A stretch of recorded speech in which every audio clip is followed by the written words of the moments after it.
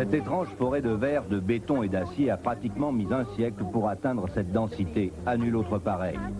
L'hyperconcentration de sociétés, de bureaux et donc de personnel, alliée à une surface au sol inextensible, ont poussé les architectes à regarder très vite vers le ciel. Et il y eut Manhattan. Longtemps pour le reste du monde, deux maîtres mots caractérisaient l'Amérique, les Indiens et les gratte-ciel. Après tout, rien d'étonnant puisque les seconds n'auraient pas vu le jour sans les premiers. On ne les trouve pas dans l'annuaire, ces Indiens Mohawk ou Kanawagé venus du Canada gagner leur vie, la tête dans les nuages, les pieds à 5 mm du vide, insensibles au vertige mais pas à l'accident. Mais existent-ils vraiment? Pour essayer de les repérer, il faut monter au sommet d'un gratte-ciel terminé et regarder alentour ceux en construction. Il y a l'embarras du choix. Parti avec 2 photos de ces charpentiers célestes comme seul indice, il n'a pas été facile de les approcher. Les Kanawagé n'ont pas pignon sur rue au pied des buildings, ni l'adresse très précise, et les chantiers sont redoutablement gardés. Broadway Avenue. Nous avons enfin rendez-vous avec un Indien. 19h30 au coin de la 42e rue et de la 7e avenue, avec Albert Stoke, Kanawagé métis.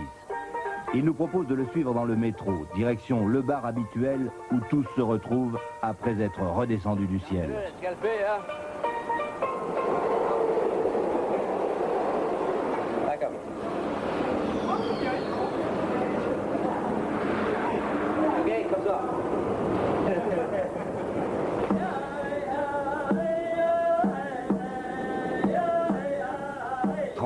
Stoke est monteur en charpente métallique spécialisé depuis 8 ans. Son agilité et sa souplesse lui ont valu le surnom d'Elastic Man. On comprend facilement pourquoi. Et ce qu'il fait ici pour s'amuser, il est capable, avec le même sourire, de le réaliser à 300 mètres du sol.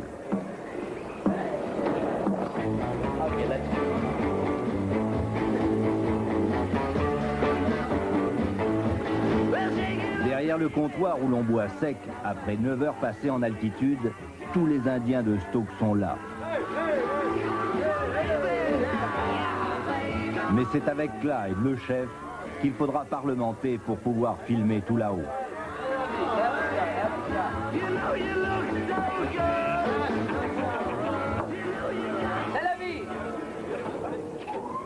Le lendemain matin, 7 heures, décollage du Mont de Charge. Grâce à Clyde et ses équipiers, la pourtant grande vigilance des gardiens du chantier a pu être trompée. Les Kanawagé, sans la moindre angoisse, gagnent leur drôle de bureau, le ciel de Manhattan. Une ceinture porte-outil lestée de 10 à 20 kilos, de simples chaussures de sécurité pas même aimantées, chacun rejoint son poste.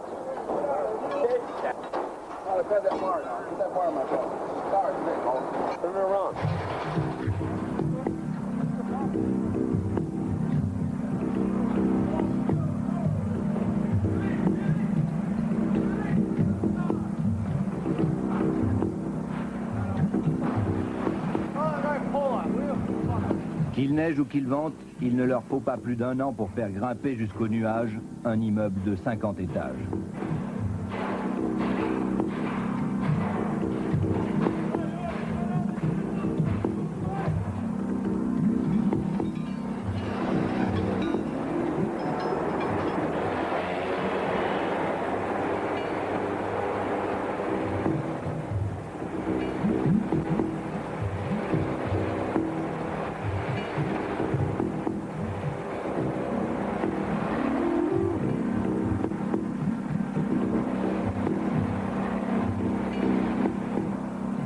La moindre ceinture d'amarrage ou le plus petit filet de sécurité.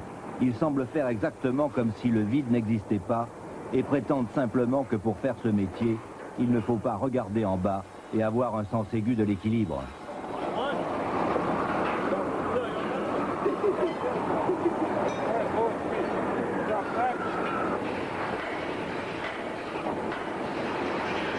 Il est vrai que les poutres sont larges, de 10 à 30 cm.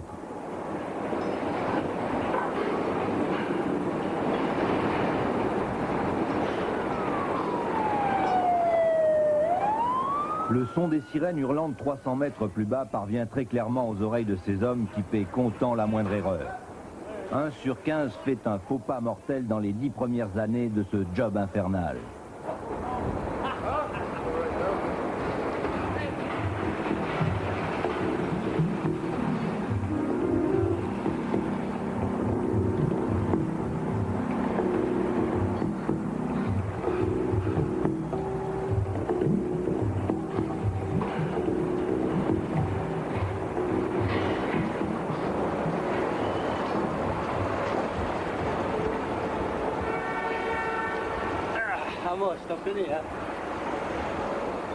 Albert Stoke et tous ses frères de sang ont en mémoire la véritable hécatombe de 1931 lors de la construction de l'Empire State Building surnommé l'abattoir.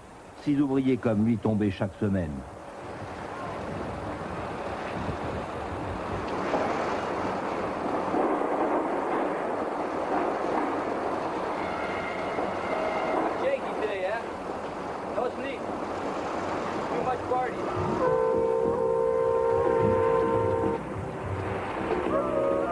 Il semble bien que l'argent soit toujours la principale motivation de ces équilibristes professionnels. Les Indiens Kanawagé gagnent environ 2000 francs par jour qu'ils ramènent chaque week-end dans leur tribu au Canada, tout en gardant de quoi pouvoir consommer ici à New York.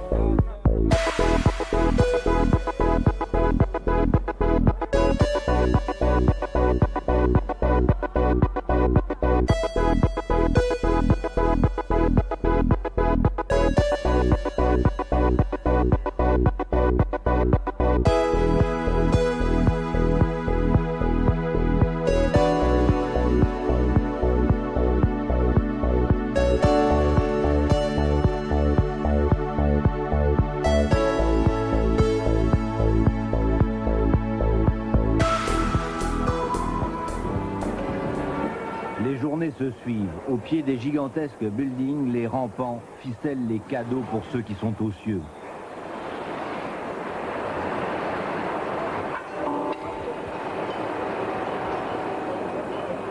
Ces énormes poutrelles métalliques pesant jusqu'à 10 tonnes forment le squelette des 8/10 des gratte-ciels de New York.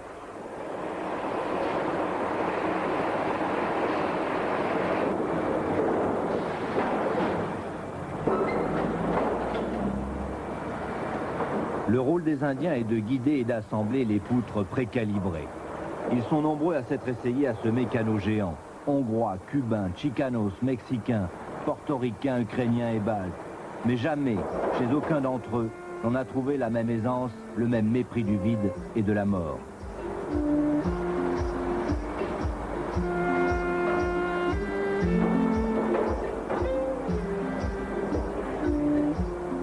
Ils sont un petit millier de Ganawagé à venir jusque-là pour ne pas faire mentir un dicton bien de chez eux. Les Indiens vont toujours où la chasse est bonne.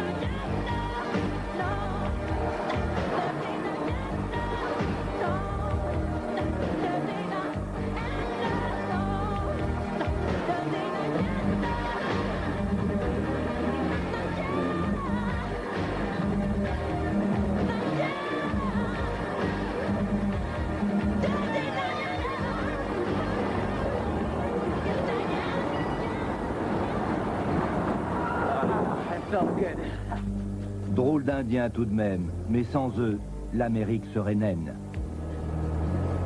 This